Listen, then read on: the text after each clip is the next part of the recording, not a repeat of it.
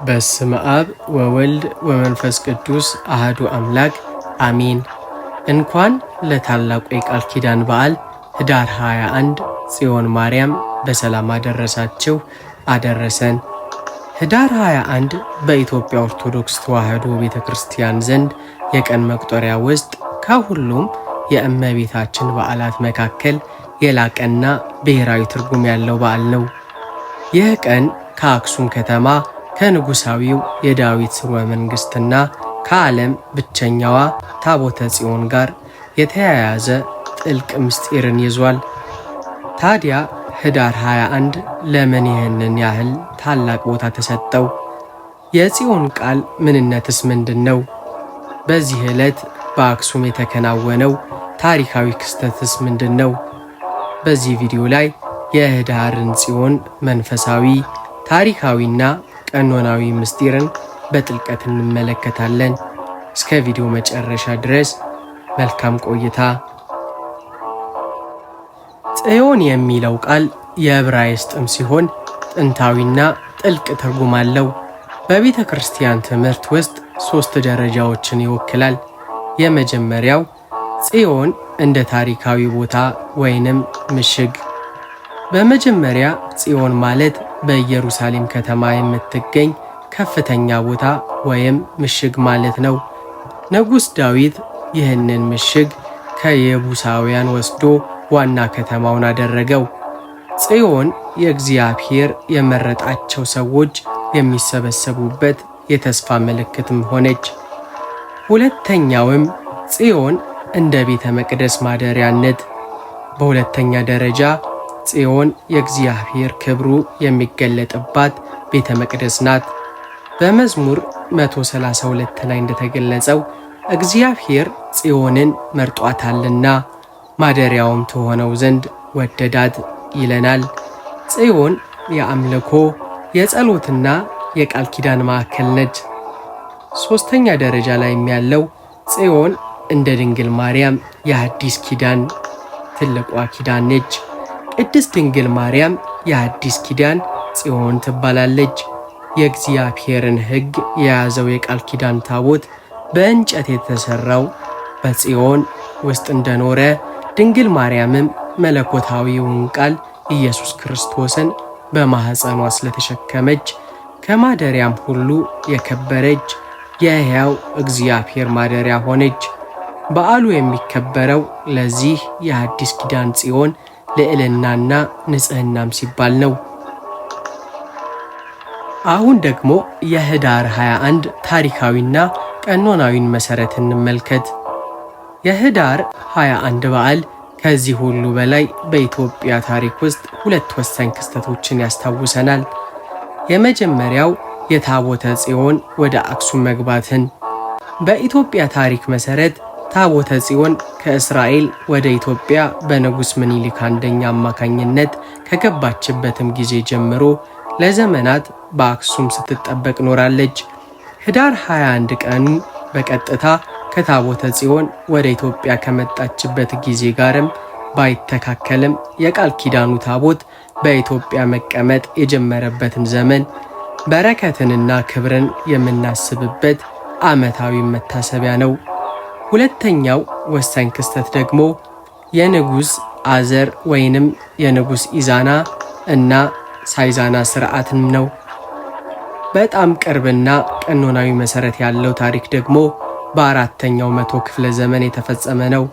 ነገሥታት ንጉሥ ኢዛናና ሳይዛና ክርስትናን ከተቀበሉ አገሪቱንም ክርስቲያን ካደረጉም በኋላ በታሪካዊቷ አክሱም ከተማ ታላቅ ቤተ ክርስቲያንን ሰርተው አጠናቀቁም። ይህ ቤተ መቅደስ ተባርኮና ታቦተ ጽዮን በክብር ተቀምጦለት ለታላቅ በዓል የተመረቀውም ህዳር 21 ቀን ነው። ይህ ቤተ ክርስቲያን እንብርት በመባል የኢትዮጵያ ኦርቶዶክስ ተዋሕዶ ቤተ ክርስቲያን ሐዋርያዊትና ሥርዓቷን በግልጽ ያሳየበትም ቀን ነው። የክርስትና ብርሃን በኢትዮጵያ ጸንቶ የኖረበትን ታሪክ የምናስብበትም ትልቁና ዋነኛው ቀን ነው። አሁን ደግሞ 3ቱን የህዳር ጽዮን መንፈሳዊ ፍሬዎችን አብረን እንመልከት። የመጀመሪያው የኃይልና የቃል ኪዳን ማደስ ነው። ጽዮን የእግዚአብሔር ኃይል መገለጫ ናት። ይህ በዓል ኢትዮጵያ ከእግዚአብሔር የተቀበለችውን ልዩ ቃል ኪዳን የምታጸናበት ነው። ምዕመናን ከድንግል ማርያም አማላጅነት ጋር የቃል ኪዳኑን ኃይል በሕይወታቸው ለማደስ ይተጋሉ።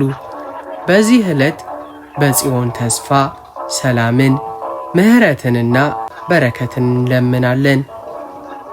ሁለተኛው መንፈሳዊ ፍሬም የድንግል ማርያም አማላጅነትና ዋስትናን ነው። በዓሉ የሐዲስ ኪዳን ጽዮን ለሆነችው ለቅድስት ድንግል ማርያም የተሰጣትን ክብርና የልጇን ቃል ኪዳን እናስባለን። እርሷ የኪዳን ታቦትን በመሆኗ መልጃዋ የማይለይ መሆኑን እናምናለን እናውቃለንም። ክርስቲያኖች በድንግል ማርያም አማላጅነት የተነሳም ለዓለም ሁሉ የተሰጠውን የምህረት ስጦታም ያስባሉ። ሦስተኛውም የንስሐና የሰላም ጥሪ ነው። ኅዳር 21 በብዙ ምዕመናን በታላቅ ቁጥርም ተሰብስበው ንስሐ የሚገቡበትና ቅዱስ ቁርባንን የሚቀበሉበት ታላቅ ቀን ነው። በዓሉ ለንስሐና ለመንፈሳዊ ተጋድሎ ጥሪ በማድረግ በድንግል ማርያም አማላጅነት አማካኝነትም ምሕረትን እንድንለምን ያበረታታናል። በተለይም በአክሱም በዓሉ በታላቅ ፍቅርና ወንድማማችነትም በመላው በኢትዮጵያ ባሉ ቤተ ክርስቲያናትም ዘንድ ይከበራል። በአጠቃላይ ኅዳር 21 ጽዮን ማርያም ታሪካችንን፣ የሃይማኖታችንን መሠረትና የእመቤታችንን ልዕልና የምናስብበት ልዩ በዓል ነው። ጽዮን ማርያምን ማክበር የቤተ ክርስቲያናችን ጥንታዊነትና ቃል ኪዳንን ማክበር ማለት ነው። ውድ የቤተ ክርስቲያናችን ልጆች የኅዳር 21 ጽዮን ማርያም ዓመታዊ በዓልን ጥልቅ ምስጢር በትንሽም ቢሆን አብረን አይተናል። ታቦተ ጽዮን ወደ ኢትዮጵያ መግባቷ ብቻ ሳይሆን ንጉሥ ኢዛናና ንጉሥ ሳይዛና በክርስትና ታሪክ ውስጥ ታላቅ የሆነ የእምነት ምልክት ያቆሙበት የቀን ነው። በቃል ኪዳን ብዛትም ልዩ ነው። ዛሬም በዓሉ የሚከበረው ለዚሁ ታላቅ ውርስ ነው። የሦስቱ በረከቶች ማረጋገጫ። የመጀመሪያው የኃይልና የቃል ኪዳን ጽናት። ኅዳር 21 በታሪክ አክሱም ከተማ ላይ ለእግዚአብሔር ክብር የታላቅ ቤተ መቅደስ ምረቃ ያደረገችበትን ቀን እናስባለን። ይህ ቤተ መቅደስ የቃል ኪዳኑ ታቦት ማደሪያ እንደመሆኑም የእግዚአብሔር ጥበቃ ኃይልና ለኢትዮጵያ የተሰጠውን ቃል ኪዳን ዘላለማዊ መሆኑን ያረጋግጣል። በምድር ላይ ያለንበት ዘመን የቱንም ያህል ቢሆን ውሽንፍር የበዛበትም ቢሆን ጽዮን የዓለሙን ሁሉ ኪዳን ጽናትም ናት። ሁለተኛው ማረጋገጫም ማርያም የብርሃን ማደሪያ ጽዮን ነች። ከዚህ ሁሉ በላይ ጽዮን ማለት ድንግል ማርያም ናት። እርሷ የአምላክ ቃል ማደሪያም በመሆኗ የብሉይ ኪዳን ታቦት ማደሪያ ከሆነችው ጽዮን እጅግ ትበልጣለች። የኅዳር ጽዮን በዓል ለእመቤታችን ያለንን ፍቅር፣ ክብርና አማላጅነቷን በመተማመን የምንሰግድበት ዕለት ነው። ልክ እግዚአብሔር የጽዮን ተራራን እንደወደደ ድንግል ማርያምንም መርጧታል። በእርሷ አማላጅነት የተነሳ ዛሬ የምሕረት ብርሃን ይበራልናል። ሦስተኛው ማረጋገጫም የዘመናት ሁሉ ምሕረትና ንስሐ ነው። ይህ ቀን የቃል ኪዳን ቀን ነው። እግዚአብሔር ቃል ኪዳን የሚገባበት ዕለት ምሕረትን በአጽንኦት ይሰጣል። ኅዳር 21 ታላቅ የምስጋና የንስሐና የሰላም ጥሪ የሚደረግበት ጊዜ ነው። በጉዞ በጾም በጸሎትና በስግደት የምትሳተፉ ምዕመናን ሁሉ በንስሐ ልብ ወደ ጽዮን በመምጣት ወይም በመንፈስ በመቅረብ የዘመናት በረከትና ምሕረትን እንድታገኙ ቤተ ክርስቲያን ትመክራለች።